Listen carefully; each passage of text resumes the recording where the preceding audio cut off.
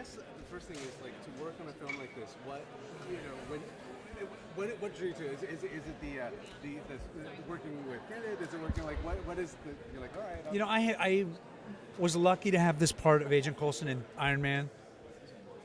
It was a little part that Jon Favreau asked me to do, and then it just got bigger and more fun.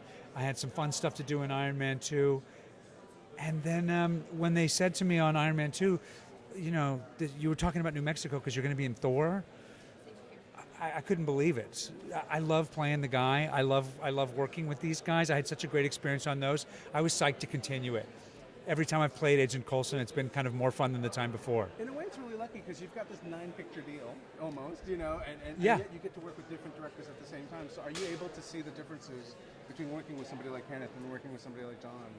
Well, yes, I am. They're very different as directors, and at the same time, there's a commonality. They're both smart as hell.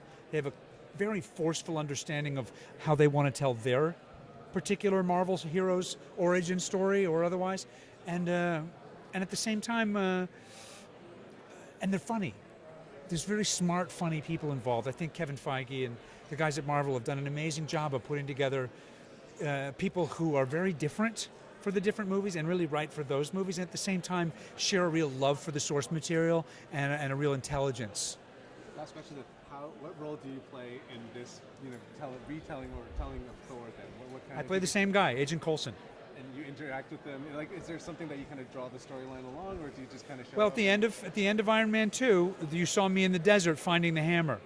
So what we know from that is there's a gigantic crater in New Mexico and a hammer, and we got to find out who lost the hammer. Brilliant. Thank you very much. Yeah.